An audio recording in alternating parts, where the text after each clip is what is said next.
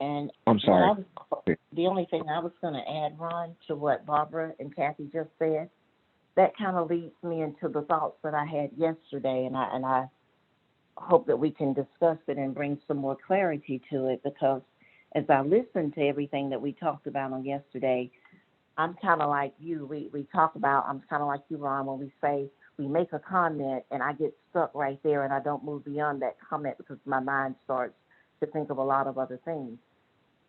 Yes, on yesterday, Audrey asked the question, will we always have evilness with us? And Pastor answered the question, and I definitely agree with the answer that he gave her. But my mind started thinking about the lessons that we've been taught. And as I thought about will we always have evilness with us, is exactly what Barbara just said just now. And I'm smiling because had just said when we have a thought, one of the other teachers will verbalize it. That is confirmation that we're all operating as one, living as one unit right now, finally, one spiritual entity. And I was thinking on yesterday that the answer to the question kind of was yes, but it's a yes and no answer as I look at it because whether you will always have the quote unquote the thing that we call evilness be with us, and it will be determined on how you see it. That is why Barbara spent so much time talking about um, being what you be and not what you see. And that is why in that same conversation, if you think back to that conversation, we talked about hardship. If I see evilness as that thing of something really bad, then I will always be stuck and I will always have what I call the bad energy from that creating. I will always be in that place of not of always thinking, oh, this is a horrible thing. This is but I remember too when you said on yesterday, Ron, that we talked about the lady that was beaten to death in that heinous act that occurred and how I started thinking what could possibly drive someone to do that, how hurt and how damaged was that individual. And I use that word damage loosely because I'm not trying to paint a negative picture of this individual at all. And I saw that as someone needing healing, that he needed to be healed, that he needed to understand and to do something with that rage that was in him other than something destructive. And so as I thought about that answer, I began to understand that if I look at it through a different lens, if I frame that thing differently in my mind and see this as an act of unrightness because you don't know who you are and you don't know your divinity, you don't recognize the strength and power that you are and the power that you have as being I am, then if I choose to frame that form of evilness as the bad thing, then yes, I will always have that bad energy producing it around me. But if I begin to look at that as something that I can recognize it for what it is and recognize that I have the power. Could you please mute your phone, please? Where did you come from? I was right Could you there. mute your phone, please? Then I saw somebody else got a car right there. Can you please Excuse mute me. your phone? I just opened their door. I'm sorry. You a breastfeeding? What is this woman doing? Can you please mute your phone? Hey, she trying to pick somebody up. Oh. Okay. I kind of lost my train of thought, but the point I'm trying to make is it is going to be the lens that I choose to look at it from. If I look at this person as a bad person doing a bad act, then that bad form of evilness will always be with me. But if I begin to look at this as an unripe individual who does not know his divinity, and he is creating from a place of being injured and wounded and hurt himself, then I recognize that that is someone that I have the power to help heal. And what I mean by that is we've been talking about what does it mean to now live in that fifth dimension. And so as a result of what that means, living from that fifth dimension, Pastor explained it in a very simplistic way to me yesterday because I had a question afterwards. And he said, if you look at the brain, some people are quote unquote right brain and left brain. He said that the left brain is the analytical, mathematical part of who you are. The right brain is your creative part. But when I am living in the fifth dimension, it is a merging of being able to analyze things through, and I'm just still saying it from a standpoint of right brain, left brain. I'm able to look at situations, analyze them through that part of my brain, quote unquote, the left brain, and recognize through the part of my right brain, I am now the one who has the power to create the change that needs to be brought about. So it's these two things working simultaneously in conjunction one with the other to bring about a change.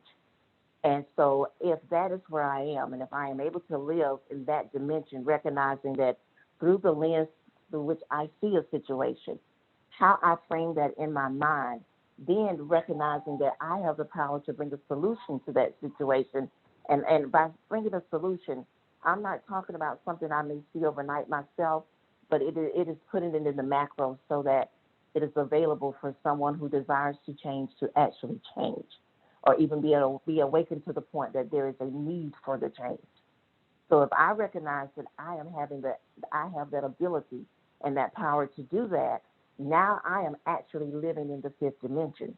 And I need for Pastor to be on the phone. I hope he is, because the other part of my question is then, if we are now living in the fifth dimension and we are recognizing that our right brain, left brain, the analytical part of me to assess the situation, and the creative part of me be able to bring a solution to that situation, if that is where I'm living in the fifth dimension, then what does it mean for us also to be in the age of Aquarius? And I hope he's on here, because I do want to discuss that a little bit more, because I think all of these things are spiritual.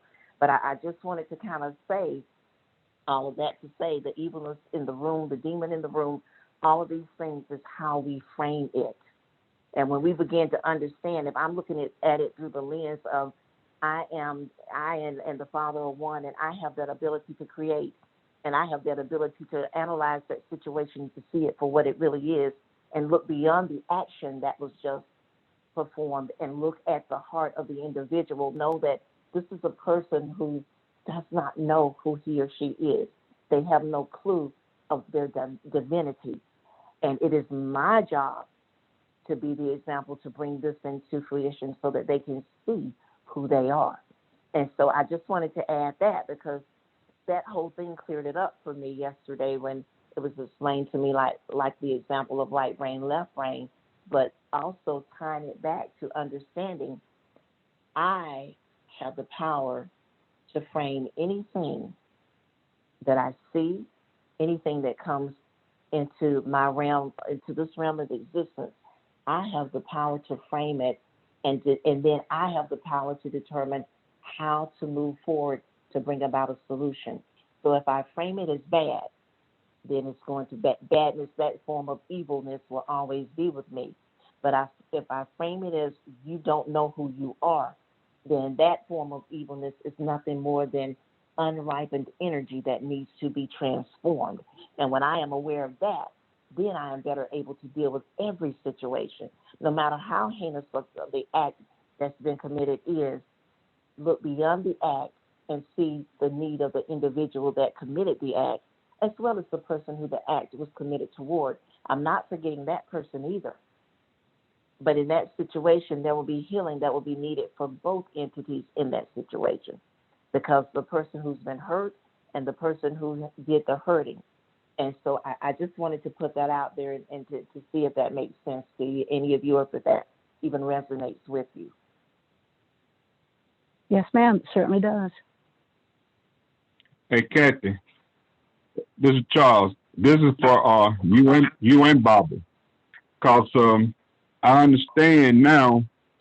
We was taught demons for a long time, demons and evil and all this. But it's like what you and Barbara said. It's a unclean spirit. How you say it? How you just said it a while ago. I lost that thought about the spirit. Unripeness is right. Not, no, it's energy that is unripened. Yes. Right. That's what we should have been calling it. but we was taught demons. So now we're getting it straight.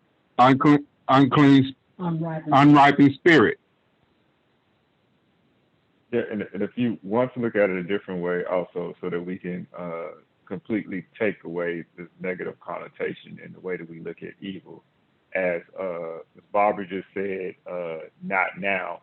It's just simply that it's not in terms of how we want to use it, or in the form for which we want to use it. So, for example, milk, at some point, milk will spoil. But that same milk can be used to make buttermilk. A banana, we use the word ripen when a banana has gone beyond the point where it is ripe, just that you would normally eat it and becomes very soft. Well, now that banana also makes great banana bread in that particular form. So all the things that we're talking about, we would typically say is evil. It's just simply not now for whatever it is that we intended for, but not at all that that particular thing is bad. Okay. Okay. Anyone else? Pastor, are you on? Okay. I'm gonna back up a minute, and I appreciate all the comments and the clarity that was given, and Kathy, your questions kind of opened the door for us today. But we usually start off with asking, is there any questions? I guess there's no reason to do a recap at this point because we kind of did that a little bit. But we'll try to do it as we go along and try to catch anybody up and feel free to ask questions. But I do want to ask, are there any questions on anything we discussed yesterday? We've already started, but that's okay. I want to make sure that we get everybody's input or questions if there's something you want to address. Now, Okay. I got another question on this right here. When you say it's unripened spirit, how do you ripen it? How you change an unripened spirit? You mean unripened fruit, right? Well,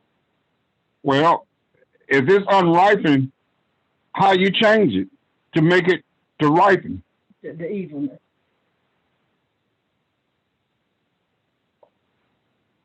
This is a real type question, huh? Well, it could be, but I'll do like you do. I'll take a shot at it. Part of what we're doing now is ripening. We are uncovering truth. We're gaining understanding and awareness, and we're understanding our role in all of this and what we play, and distinguishing what is truth versus what is false, or another way of putting it, the differences between truth and religion. And a lot of our hang-ups and a lot of things that we come. I am of the belief, based on something that I read in Matthew chapter 7, where he talks about a good tree cannot produce or cannot produce bad fruit, and a bad tree cannot produce good fruit. I look at that and I think about a religious setting. A religious setting, in most cases anyway, you see how women are treated. Women are not treated as equal.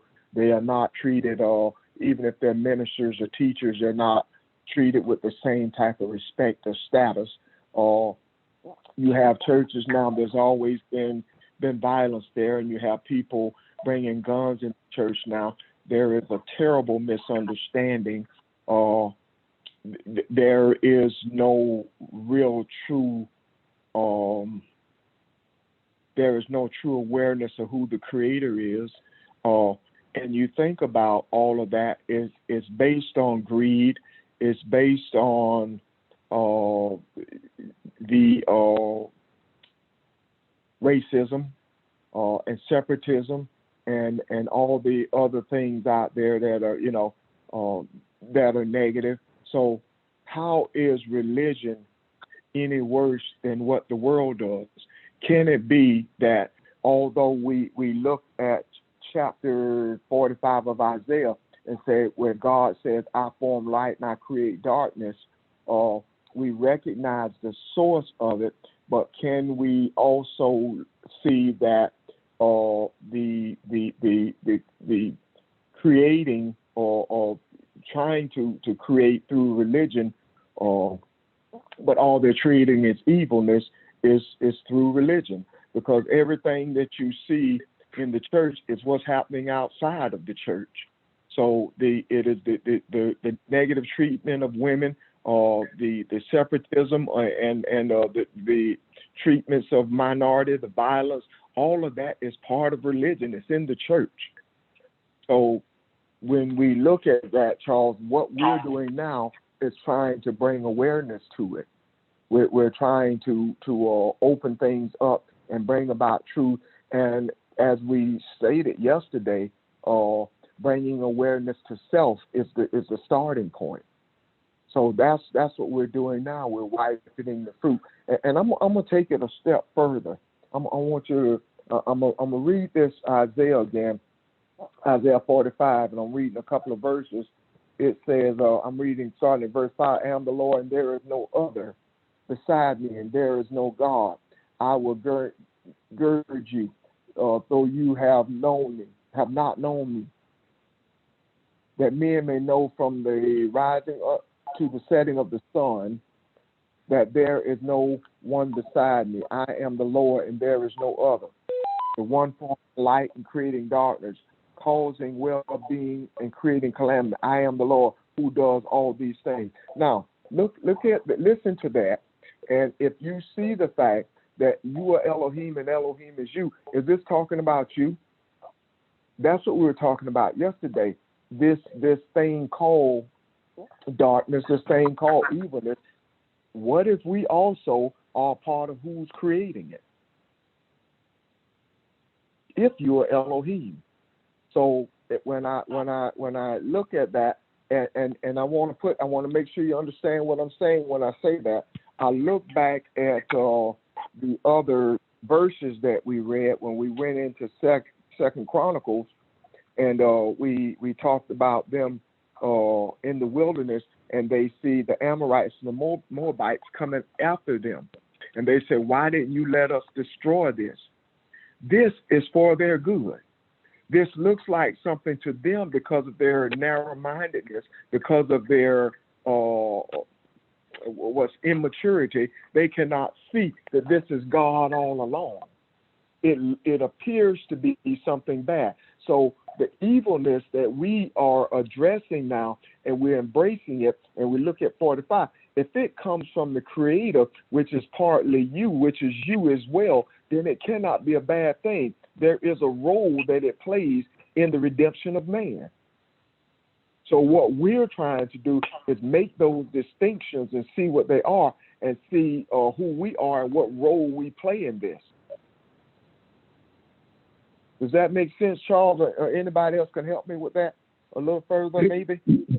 It makes a lot of sense, because you remember one time I used to talk to, we had class, and I was telling Ray, it was a cartoon I used to see years ago when I was young. And on this side of the shoulder, it was him. And on the other side of the shoulder, it was him.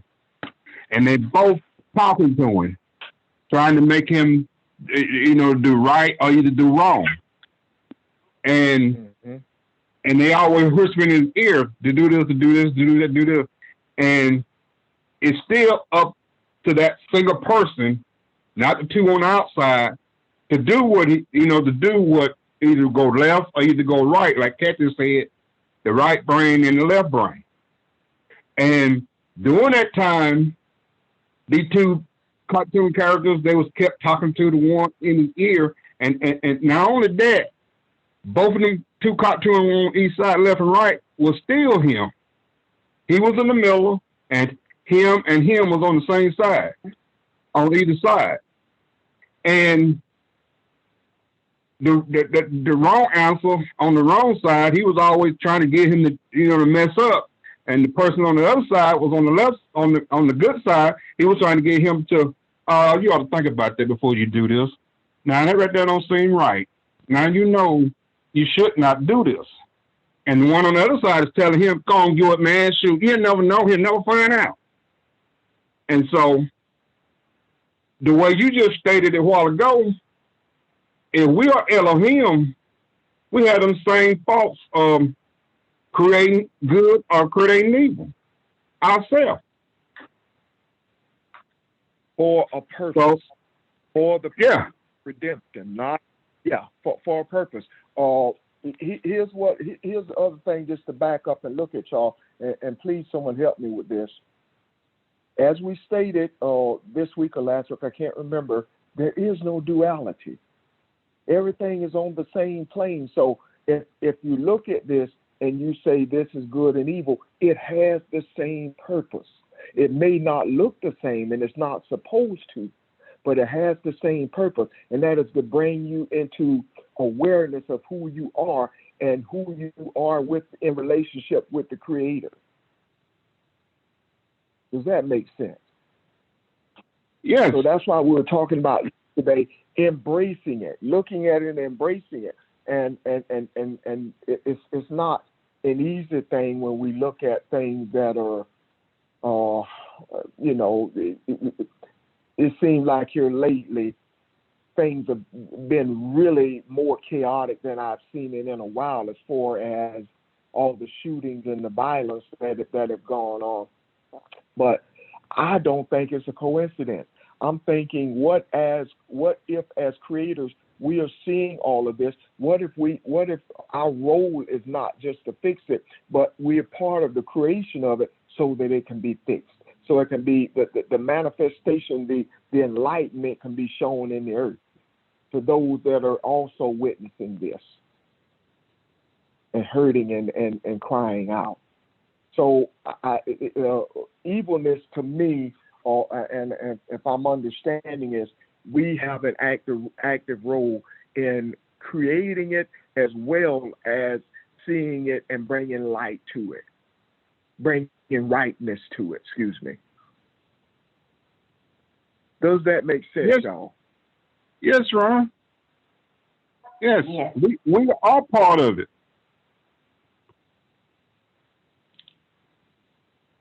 So if we are one with the universe, if we are the universe, then there is absolutely nothing that we're separated from.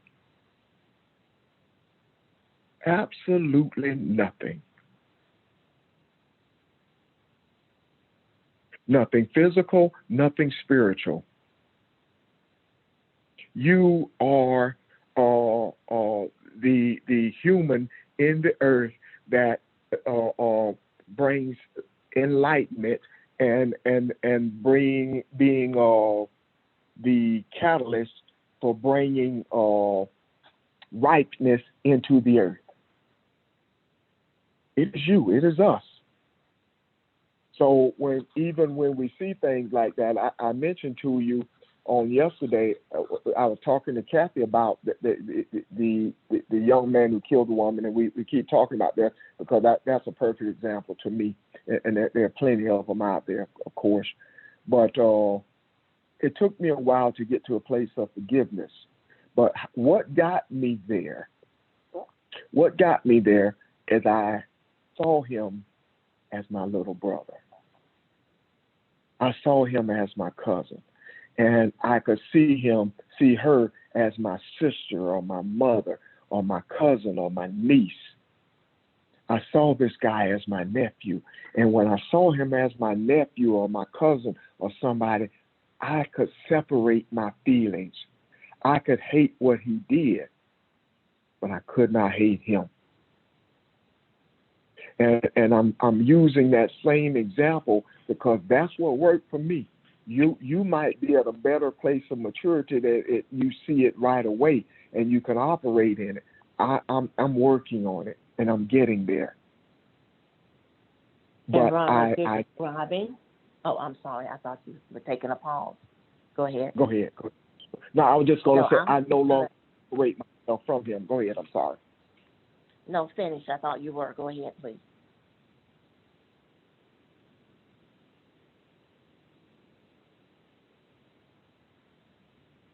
Go ahead, Ron. Go ahead, Kathy. I'm done. That's all I Oh, wanted to say. I was only going to say that you are giving the classic example to the scripture that says that you are to hate the entanglement, but not the one who is entangled. You hate the sin, but not the sinner. So you don't hate the entanglements, and it is love that covers the multitude of sin. So when I can see that as my brother, my sister, my father, my mother, my child, and that has gone astray, who just doesn't know any better, I will not shun that person so readily to say, oh, I'm going to write you off because you are an evil person and I cut you off. You can still embrace that person and show them through enlightenment, bring them back from where they are, or bring them, I won't say back, bring them to an awareness. Well, maybe it is back because from the beginning we were where we needed to be and we went away from that and now we are coming back. So restoring them, let me say it that way, to a place of understanding who they are. But the main thing is that you have to be vigilant about not writing people off, not cutting people off. And you're quicker to not cut them off when you can see them through the eyes of it being, quote unquote, a family member. Like when I told you when Pastor used to say the Caucasian is the child that is behaving badly. Well, I heard that, but one day he said, he's your child. The Caucasian energy is your child behaving badly. That changed everything for me because I thought of all the times I've seen a parent with a child rolling across the floor in the grocery store who's having a tantrum, and I'm thinking, well, they need to try to get control of that little kiddo because that's not going very well for them. But if it's my child rolling across the floor, then I am more invested as that parent to find out what that child needs and to bring balance back to that child so that he or she is not rolling across the floor in the grocery store because everything is out of whack for them. So when you embrace them as being a part of me, they're connected to me, then I'm not going to be so quick to count them off and write them off and say, whatever happens to you, you deserve it because you get what you gave, and okay, good for you. And so I just wanted to add that to what you were saying. Okay. Thank you, Kathy. Anyone else?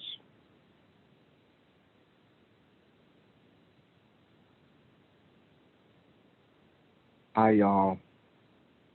want to make sure there's clarity when I talk about being Elohim and we being part of the creating of the evilness, and I'm saying it that it has a purpose.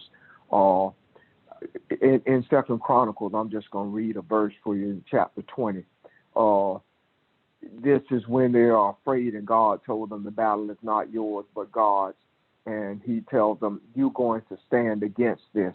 And He says in verse 17, you need not fight in this battle. Station yourself, stand, and see the salvation of the Lord. So that's what I'm saying. That's why this happened to them. And it appeared to be evil. And at the time, the thing that is unripe or that comes after you is to ripen you. It ripens you. And not only as you ripen, you help to ripen the other person. So the thing that happened with the young man and the woman has ripened me, or is in the process of ripening me. And in turn, as I become ripened and I become ripe fruit, I become what the earth needs, the nourishment that the earth needs. Remember, earth is talking about consciousness. Ground is talking about consciousness. So as I ripen, I change the consciousness of the earth. I change the awareness of the earth. So in this example, you take your stand. You station yourself and take a stand. Don't run from this. Turn and look at it. Turn and face it. Okay, this bothers me. This is something that I need to breathe. I need to just relax for a minute. But now let me turn and see what has happened. Okay, what do I do with this? I know who I am. What is the purpose of this?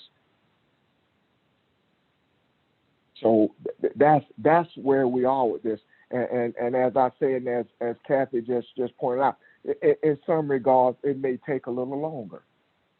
It may take, and that's why we talk about this 3 times a week, and that is also why we have each other's phone numbers. But let's not forget who we are. There is absolutely nothing that you are separated from.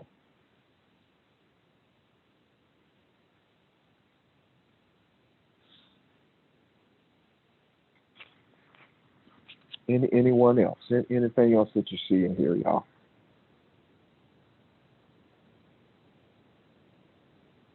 Listening and everything is still developing the idea of for the clarification on the idea of evil, and giving an example that you just used in what we were just talking about thus far. When we talk about something being ripened, we're more so talking about being what we need to be, or just that which is needed, being willing to be that at that particular time. So when you gave the example about you being upset until you were able to see that as your family member, at that particular point, you walked in and embraced more so being Elohim. But this is not something just automatically cuts on and off. This is a constant thing that takes place gradually. When we think about ourselves and think about even the idea of, even accepting that we're Elohim, well, at least most of us on the phone could not accept that, many years ago when we were in a religious setting. We were closed off to it and not accepting of that. When Kathy mentioned the example just now about seeing the Caucasian as my child, all of a sudden what she was recognizing when she talked about that love is she sees that connection and it's not a disconnect. She accepted that connection, that while that barrier no longer existed, that was there once before. So when we think about the idea, and I want to get away from the word evil, of being ripened as being Elohim, as being part of the all, it is simply being the part of the all that is needed at that particular moment. However, it is coming upon us, or it's up to us, as when Charles, you were talking about the 2 little small beams on the shoulder. We have an active decision at any particular point, constantly, whether or not we want to be or play that role in the all or not.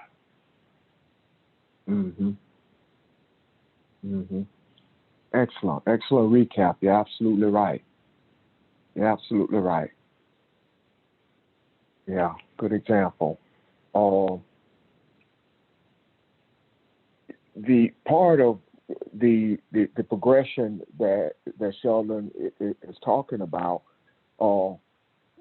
we have, as we study scripture, if you notice everything from a parable to a curse to evil or being unripened, all of it talks about something taking shape or taking form in its time. You are not ready right now. What the parable says, and all of this says pretty much the same thing, or leads the same way. This is available to you when you are ready for it, as you see it. What's the example of that? Just like Sheldon just said, There were times I struggled with seeing being Elohim. That took me a while. That took a while. And as we gained more and more understanding, and as we studied and were shown more and went into different things, and we also took on more responsibility. We didn't shy away from things that happen in the earth. We started with storms. We started trying to address hurricanes and tornadoes. But we haven't shied away from anything. And because of that desire, God has moved these barriers out the way. And the time has come that we're seeing more and more. And more and more, the layers of the onion is being peeled away. So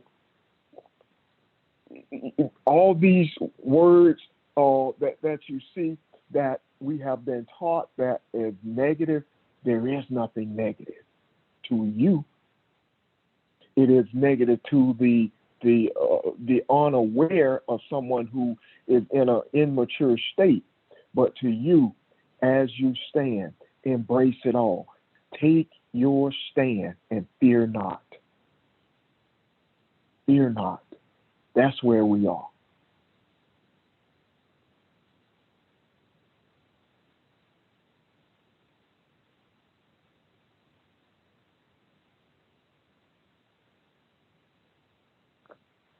Verse 17 says, and you need not fight in this battle. Station yourself, stand to see the salvation of the Lord on your behalf. O Judah, O Jerusalem, do not fear. Face them, for the Lord is with you. There is absolutely nothing we cannot face. There is no duality. It is all for your good. It is all for your rightness. It is all to bring you into a place of awareness.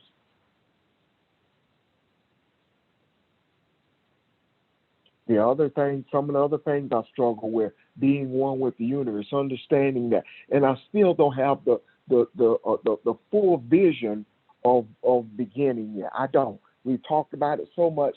I don't worry about it so much because it may never be a physical thing that I see or a vision in my head. It may never be that, and that is fine. It may just always be a place of light. It may always be a thought. But whatever it be, I'm ready for it. So the things that are happening, I mentioned yesterday that this article that talked about South Carolina being the place where all the seemingly criminals come in to get weapons. They're finding crimes in other states, especially in the Northeast, and tracing the guns back to South Carolina. That is no coincidence. All of that, again, as we finish talking, if all of this is, if Elohim is the source of all of this, then who are you? So the question becomes, this came about, and you're seeing this at this time, which tells me that you are at a ripened state that we can deal with this. We are at that place.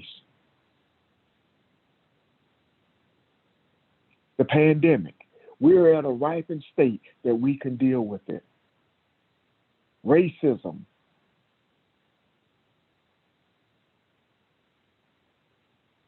Whatever the case may be. So I'm hoping that we see evilness in a different way, and as Sheldon and Barbara and Kathy have mentioned, if it helps to not say evil, then say unripened, something that is not fulfilled its time, it's not ready to be revealed. And like I said, Ron, to add in there right quick, again, also just to reiterate it, just because even if it's not the time for that particular thing, does not make it bad or wrong. It's just not necessary for the use that is intended, like it's not ready. And that's why I wanted to give the example of the milk and the banana. At different stages, it always still has value. And maybe it has already passed the date for doing one thing, but it still has value to do another thing. Excellent And that's point. to try to take away that duality where we just look at things as good or bad. Yeah, excellent point. Yeah. And if I will give the example again just for some clarity, because I don't think I necessarily did the best job of explaining before. So explaining how with milk, of course, when you first get milk, milk is good. Let's say if you're eating cereal or oatmeal or something like that. However, at a certain time, the milk would, of course, spoil. But at that particular time, while that milk is no longer great to necessarily eat in cereal, it is great to make buttermilk or sour cream, and things like that. The same with a banana. When you first eat a banana, it's kind of firm and ripe once it turns yellow and good. Well, first of all, if you get bananas you're going to keep in your house for a while, you want to get green bananas, because you get the bananas that's already quote unquote ripe, in 2 days they're going to be rotten if you don't eat them at that moment. Well, once they're at they have passed their prime to eat normally just by peeling them back,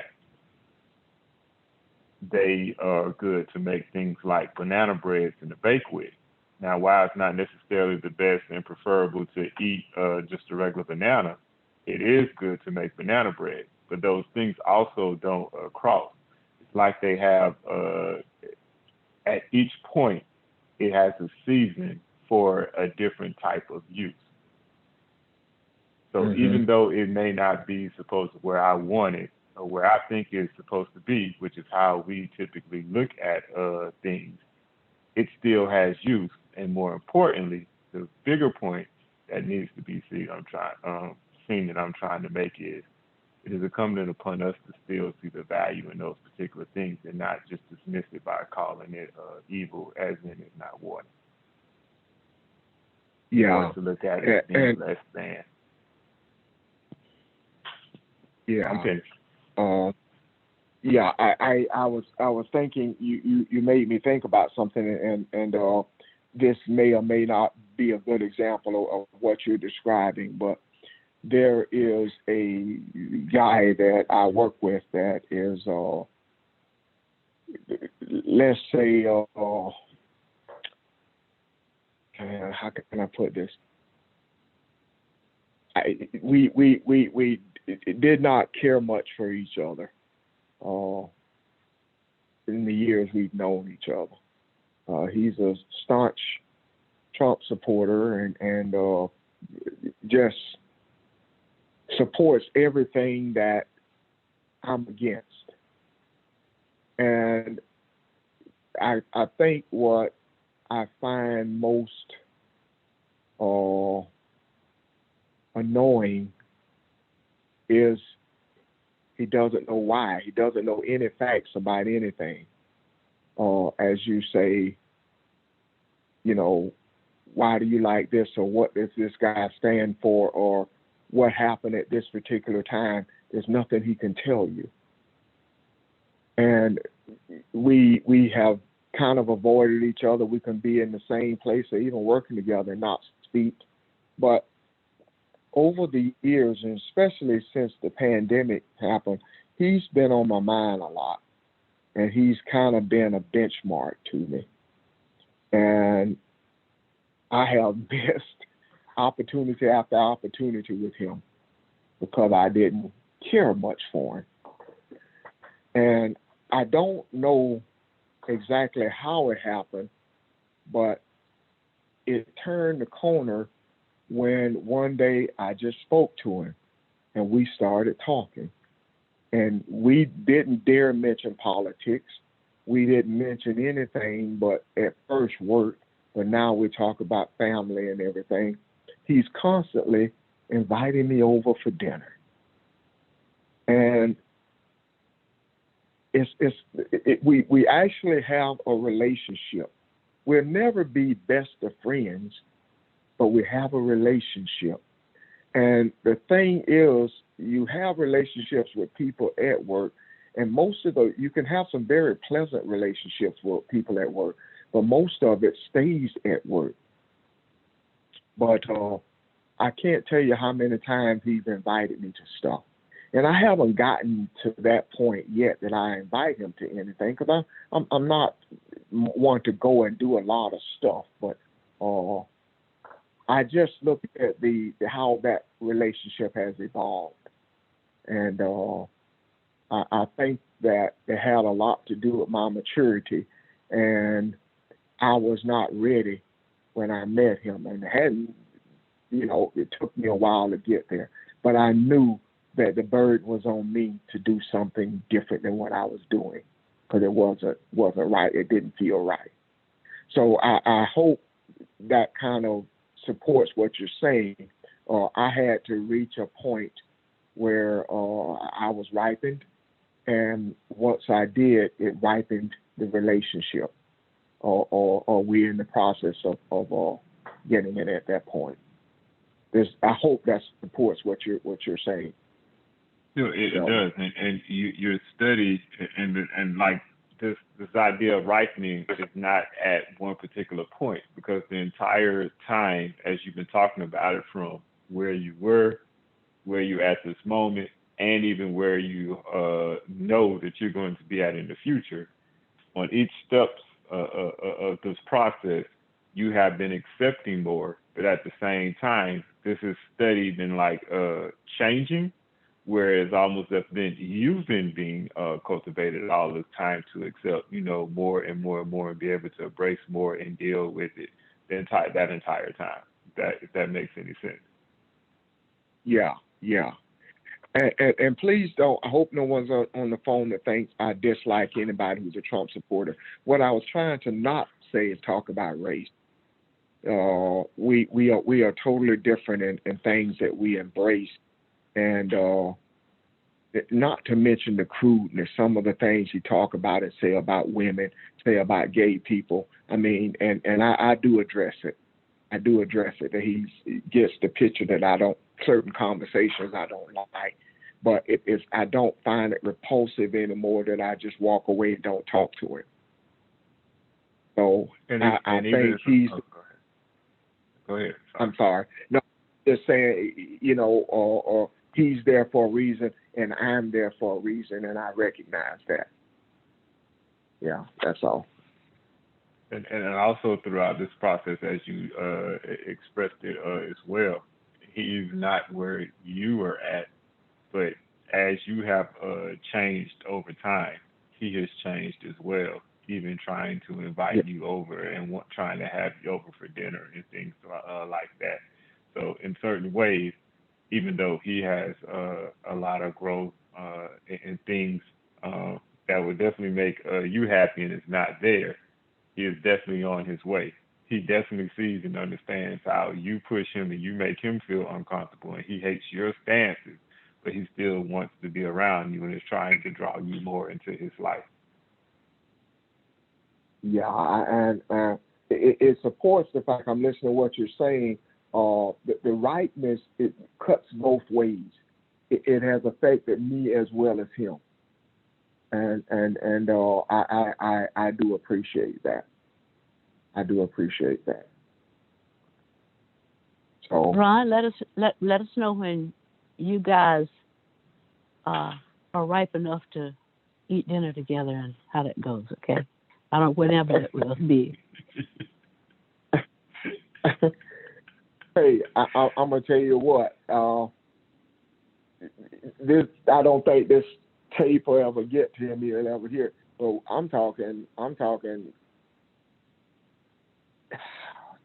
clan kind of people. I'm talking that deep. That's your brother. I think, yeah, that took me a while though, Bart. It took me a while, and I've even thought, if I go over to his house, who else is going to be there? But I do. I appreciate how far the Creator has brought me with that, because I was not ready to embrace him at all. Yeah. But Hey, Ron, that I hope. we Yes, sir. we were listening to you, what you were saying. So you saying somebody got to, live to tell the story between you and him eating Well, dinner. well, I'm not at that place yet. If anything, I have considered meeting him at a restaurant. I just going to his house. I'm not there yet. I'm not there, and I don't know. We'll see how things play out. I have learned to be, or I'm learning to be, open-minded about any and everything. I really am. So I'm never afraid to talk about my own growth, because we are all the same. There are things that all of us work on, and I think it aids us to talk about them sometimes. But I don't know if anybody else has anything else. That's pretty much what I had.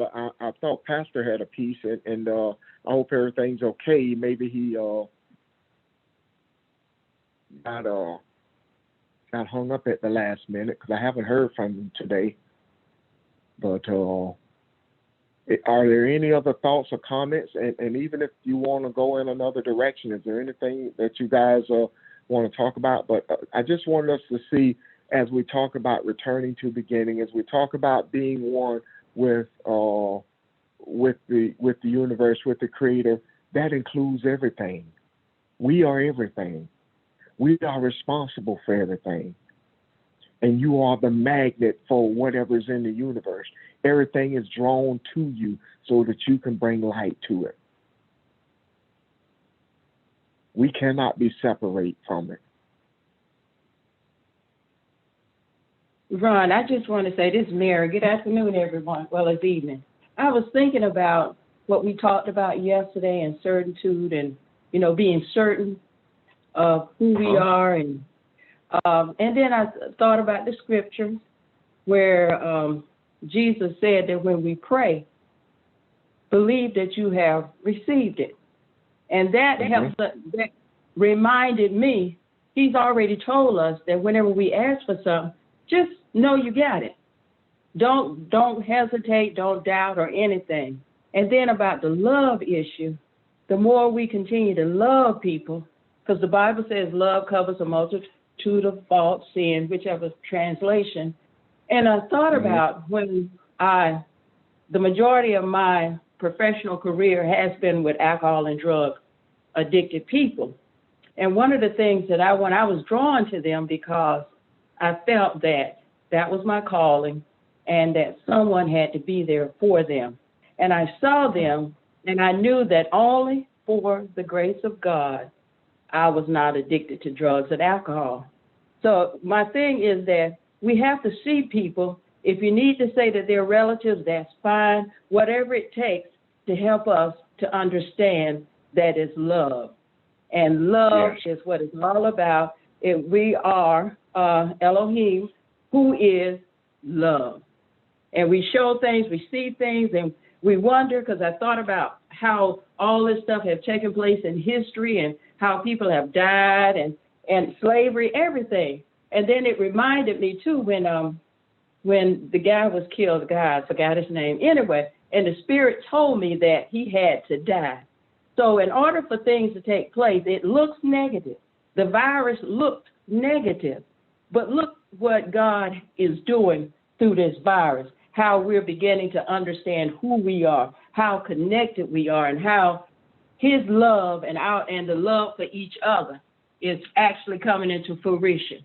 So I'm just thankful, and I just thank y'all for the information that you're sharing, because I can see a whole lot of things a whole lot clearer now.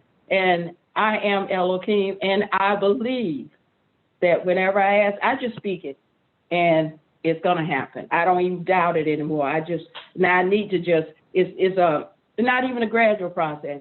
It is what it is. And I think Barbara said, just be, I'm being. So praise God for y'all. Thanks. Thank you, and praise God for you as well. We're all in this together, and there may be a handful of us that speak, and I appreciate it when you come on, Mary, or anyone comes on and say, you know what, I'm getting this. I see what you're saying, and I see how it is transitioning my life. It's turning me into light, and I agree with you. The lessons, the discussions that we had on certainty changed me. I mean, that is just like a light went on, and I see that, and I try to include it in every discussion now, and especially you mentioned love. That we can't talk about these things enough. We have to remind ourselves and remind each other when we may have these discussions how that fits in. Love is something that you look at it, it may or may not include emotions and feelings all the time, but it is emptying yourself and giving up of self so much that I'll give you what you need. Whatever has to come out of me, whatever I have to give up of me, I will give to you. And that is where we are. We're right in the middle of that, and I appreciate you saying that. That really just kind of summed everything up. Anyone else? Yes, ma'am. Anyone else? Questions or comments?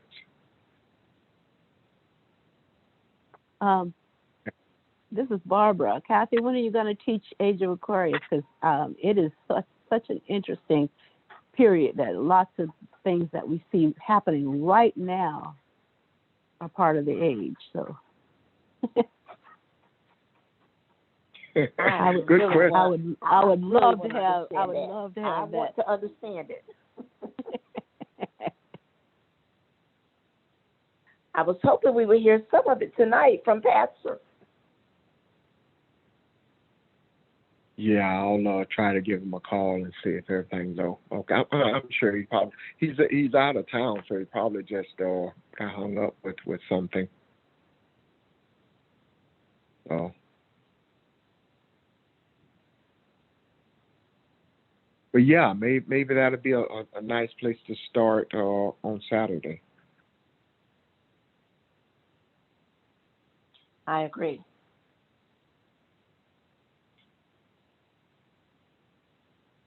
Okay. Anyone else? Questions or comments? Well, Hey, Ron. as always, yes, sir. I was just getting ready to let you know that the young lady that you were talking about that got murdered, she was my cousin and she was my neighbor. Well, I'm so sorry to hear that. Yeah. And the only thing she was wanting, she just wanted someone to love her. And she had, she was full of love. She just want someone to love her. And I definitely, like I say, I do miss her. At our core, that's all we all want, to love and be loved. Yeah.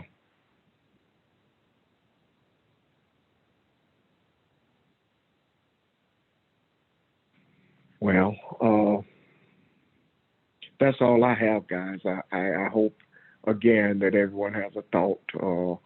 And if there is something that you want to continue with or have a question on or something, just write it down, and we'll begin there Saturday.